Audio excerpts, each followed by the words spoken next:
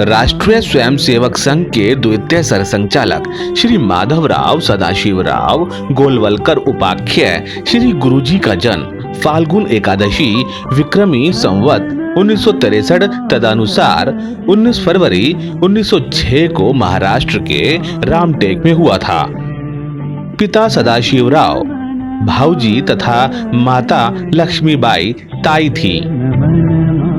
BHU से 1928 में MSc की परीक्षा भी प्राणी शास्त्र विषय में प्रथम श्रेणी से उत्तीर्ण करने के उपरांत प्राणी शास्त्र विषय में मत्स्य जीवन पर शोध कार्य हेतु मद्रास के मत्स्यालय से जुड़ गए।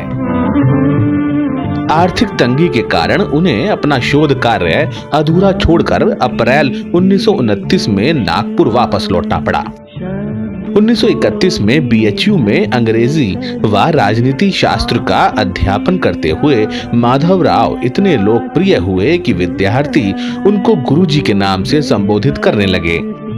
विचित्र संयोग ही कहेंगे कि उसी कालखंड में जब 1931 में श्री गुरुजी ने बीएचयू में अध्यापन कार्य प्रारंभ किया तो भैया जी दाणे तथा नानाजी व्यास ने बनारस में संघ की शाखा प्रारंभ की।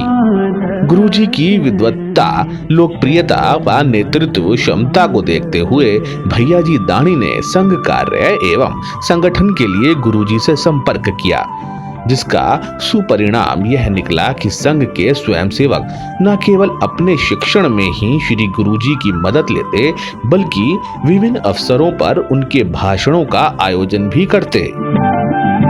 इसी अवधि में करीब 30 स्वयंसेवक शिक्षा प्राप्ति हेतु वाराणसी पहुंचे। इन सब विद्यार्थियों का श्री गुरुजी से संपर्क था। 21 जून 1940 को डॉक्टर साहब के निधन के 13वें दिन रेशिम बाग नागपुर में उन्हें श्रद्धांजलि समर्पित की गई।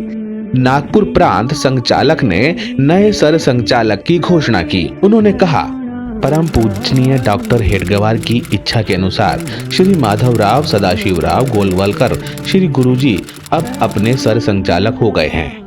1942 का भारत छोड़ो आंदोलन, 1947 में देश विभाजन व भीषण रक्तपात, हिंदू विस्थापितों का भारत आगमन, कश्मीर पर पाकिस्तान का आक्रमण, महात्मा गांधी की हत्या, संघ पर प्रतिबंध, भाषावार प्रांत रचना, 1962 में भारत पर चीन का आक्रमण, 1965 में भारत पाक युद्ध और 1971 में भारत व पाकिस्तान के बीच दूसरा युद्ध और बांग्लादेश का अस्तित्व में आना।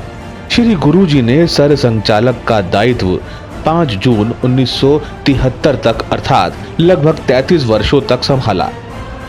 श्री गुरुजी ने 1942 में पूना में प्रांतीय बैठक में संघ में अपने प्रवेश पर कहा था, मैं तो रहा एकदम बहुत ही यहाँ वहाँ घूमने वाला, फिर भी पता नहीं मुझ पर कैसे संस्कार हो गया। इस तथ्य को या तो भगवान ही जानता है या संस्कार डालने वाला। एक बार भूल से डॉक्टर जी का भाषण सुनने बैठ गया। मुझे अपनी बुद्धि पर बड़ा घमंड था। उस भाषण में न तो कोई तर्क था, न कोई इतिहास का हवाला, न दर्शन था, न कोई बड़ा सिद्धांत। डॉक्टर जी ने कहा कि बस इतना ही स्वयंसेवक बंधुओं काम करते जाइए, निष्ठापूर्वक काम करते जाइए, प्रेम से काम करते जाइए। मैंने सोचा कि यह मात्र तोता रटंत हैं, उसका मूल्य मैंने जाना नहीं, किंतु अब सब भुला बैठा हूं मैं। उस भाषण में मुझे पांडित्य नहीं दिखाई दिया, उस भाषण में आर्द्रता थी, किंतु डॉक्टर जी का भाषण अंतःकरण की एक एक तह पार करता हुआ गहरा उतर गया।